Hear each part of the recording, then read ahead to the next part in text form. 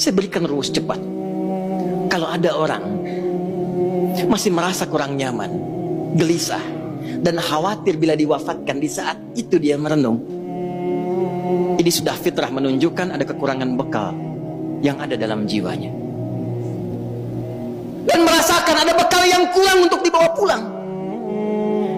Yang paling mencengangkan dan paling irasional, sudah tahu bekalnya kurang, sudah tahu yang kemarin itu masih banyak kurangnya, kok sisa yang diberikan masih main-main juga, kok sisa waktu yang diberikan masih belum serius juga.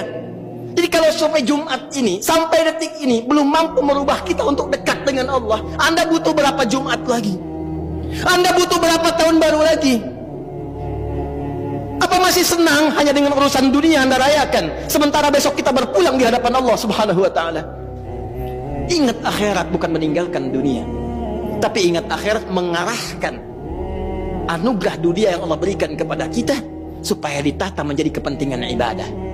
Karena itulah, untuk menutup khutbah bagian pertama ini, Al-Imam Ibnu Katsir ketika membuka tafsir di ayat ini, beliau meriwayatkan dua riwayat langsung dari dua pakar hadis.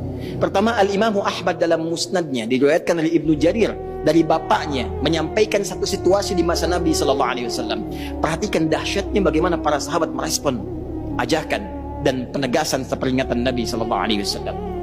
Satu kali, dalam keadaan kunna fi ahdi Rasulillahi SAW, kami pada saat di masa Nabi bersama Rasulullah SAW sedang duduk-duduk, tiba kemudian datanglah satu rombongan yang mengenakan penampilan yang sangat istimewa. Kalau sekarang kita ilustrasikan, datang ada yang bawa Ferrari, bawa Lamborghini, bajunya bagus-bagus, perlengkapan di tubuhnya mewah-mewah, datang, Masya Allah, Muslim datang ke majlis Nabi SAW. Tiba kemudian Nabi bangkit menyampaikan ayat-ayat Al-Quran, dibuka dengan kalimat taqwa, ya ayyuhalladzina amanu taqullaha haqqa tuqatih wa la tamutunna illa wa antum muslimun. Hai orang-orang yang menyatakan dirinya beriman kepada Allah, berimanlah dengan benar, dengan cara meningkatkan takwa kalian dengan sebenar-benarnya takwa, dan jaga keislaman kalian sampai kalian wafat, kata Nabi. Yang paling menarik, selanjutnya dibacakanlah ayat tadi, Quran surah ke-58, surah ke-59 Al-Hasyr, di ayat ke-18 tadi.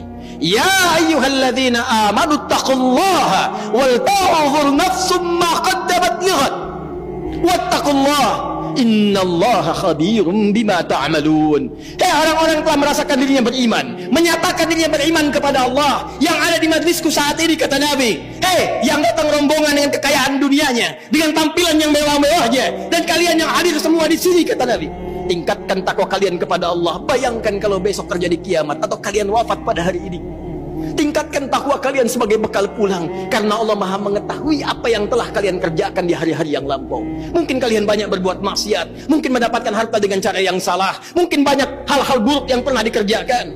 Apa yang terjadi? Disebutkan langsung dalam riwayat, mereka melepaskan semua kemewahannya untuk disedekahkan dalam ibadah. Mereka berpikir, ya Allah, ini apa manfaatnya Ferrari saya? Apa manfaatnya Lamborghini saya? Apa manfaatnya kemewahan saya, Rolex saya, pakaian yang melekat di badan saya ini, kalau semua tidak ada harganya di hadapan Allah Subhanahu wa ta'ala? Bukankah saat wafat yang membalut kita hanya kain kafan saja? Adakah kendaraan itu mengiringi sampai ke alam kuburnya? Adakah pakaian itu dikenakan sampai ke liang lahatnya? Kalla, tidak. Bukan berarti harus diberikan semuanya, tidak. Ayat ini, kisah ini ingin memberikan pesan kepada kita bagaimana para sahabat merespon seruan Nabi dengan mengarahkan semua terkait dengan aset dunianya untuk kepentingan ibadah. Anda yang punya kendaraan bukan berarti harus diwakafkan, bukan berarti harus dihibahkan. Pertanyaan khatib, sudah berapa kali kendaraan itu dipakai untuk ibadah? Itu dihisab. Motor Anda alih-alih dipakai kerja, pernah nggak dipakai ke masjid? Pernah dipakai ke majelis ta'lim? Berapa kali dipakai maksiat? Kendaraan yang Allah berikan kepada Anda, yang Anda pernah banyak berdoa menuntutnya, diberikan sepeda pengen motor, diberikan motor pengen mobil, sepeda saja belum pernah Anda pakai ke masjid. Anda hanya bolak-balik pada subuh. Bontonkah itu? Sepeda yang lainkah? Hanya Anda pamerkan, olahraga saja, untuk mengejar dunia saja. Anda sehat betul, tapi apakah hisab Anda sehat di hadapan Allah di hari kiamat nanti? Pakai sekali-kali untuk salat subuh, pakai sekali-kali untuk ke masjid, sehingga ketika Allah bertanya kepada Anda, apa yang Anda gunakan dengan sepeda yang aku titipkan dulu? Anda bisa berkata dengan bangga, ya Allah, hamba pernah gunakan itu dalam menunaikan sholat subuh kepadamu. Itu poinnya, itu maksudnya. Tahukah Anda Imam Muslim menambahkan dari hadis riwayat Syu'bah radhiyallahu ta'ala anhu, ketika itu terjadi, tertiba kemudian seorang kakek buta dengan penampilan yang sangat sederhana, dan hampir saja kebutaannya menjadikan beliau lemah dalam beraktivitas. Tertiba mendengar dan melihat peristiwa itu, beliau kembali ke rumahnya, bahkan memberikan apa yang ada di rumahnya untuk memberikan contoh ibadah dalam rangka bersedekah kepada Allah Subhanahu wa Ta'ala. Dan itu bermanfaat bagi orang-orang Islam pada saat itu. Sehingga apa yang terjadi?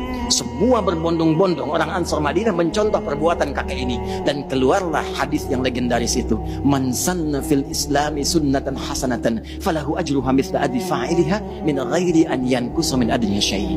Siapa yang menjadi pionir dalam menyontohkan sebuah kebaikan, membudayakan kebaikan, ditiru oleh orang lain, maka dia mendapatkan pahala mengalir terus dari orang-orang yang menirunya, orang-orang yang mengikutinya, tanpa dikurangi sedikit pun. Sekarang kiranya waktunya bagi kita untuk kembali kepada Allah Subhanahu wa Ta'ala, untuk merenung di Jumat ini, memperbaiki hidup kita. Jangan-jangan memang waktunya bagi kita untuk pulang. Kalau bukan esok, mungkin hari ini kita kembali. Apakah kita termasuk dalam hamba yang diridhai? Hanya kita yang bisa berikhtiar dan menunjukkan kepada Allah untuk menjawabnya.